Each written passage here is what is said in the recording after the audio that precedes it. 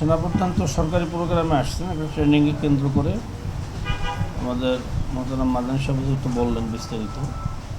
তো সেখানে অল্প সময়ের প্রোগ্রামে আসছেন। যেহেতু আমাদের মাদ্রাসার মাঠে উনি ল্যান্ড করছেন, আমরা সৌজন্যতার জন্য ওনাকে সামান্য ওনারা মেহমান, যেহেতু দেশ রক্ষার সবচেয়ে বড় কারিগর যারা, সেটা সেনাবাহিনী, আমরা তেনাদের উপর আস্থা রাখি এবং তেনাদের উন্নতি এবং তারা সামনে ভালো অবদান রাখুক এই কামনা আমরা করি। সেই হিসেবে আমরা সৌজন্য সাক্ষাৎ, আমাদের মাঠে যেহেতু আসছেন, তো মেহমান আসলে হাদিয়া দেওয়া তো সুন্নাত, সেই হিসেবে আমরা জায়নামাজ এবং আমাদের কিছু ধর্মীয় সামগ্রী, তসবি, আতর, টুপি, এগুলো আমরা হাদিয়া হিসেবে দিয়েছি। উনি স্বাচ্ছন্দ্য গ্রহণ করছেন আলহামদুলিল্লাহ। যেহেতু উনি যশোর যাবেন, অল্প সময়ের প্রোগ্রামে আসছেন, এই জন্য আমরা বসার জন্য, নাস্তার জন্য দাওয়াত দিছি। বলছেন পরবর্তীতে সময় ইনশাআল্লাহ উনি আসবেন সময় সুযোগ করে এখানে। এবং আমাদের মাদানী সাহেব তো বললেনই, আমাদের প্রতিষ্ঠান দেখে খুব অবগত হয়েছেন এবং খুশি হয়েছেন।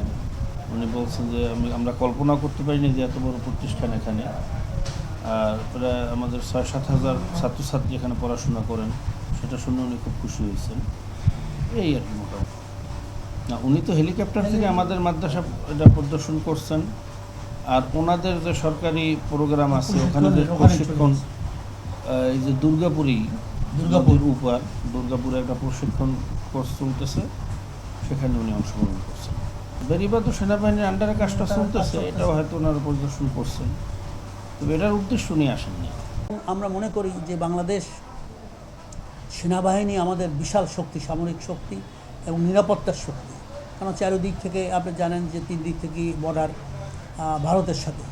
এই জন্য আমরা মনে করি যে আমাদের 1 নম্বর এই দেশকে রক্ষা করা, স্বাধীনতা রক্ষা করা, এটা হচ্ছে ইসলামিক কবচ ছাড়া এই দেশ রক্ষা করা যাবে না। কারণ হিন্দুত্ববাদ, তারা আজকাল মুসলমানদেরকে আপনি দেখছেন পশ্চিমবঙ্গে, কলকাতা, ওখানে কিভাবে গরু পাওয়া গেলে আমার 3 জন মাকে গরুর গোশ পাক করে, তাদেরকে পাকঘর থেকে ইন্ডিয়ার পুলিশ ধরে নিয়ে জেলে দিয়ে দিচ্ছে।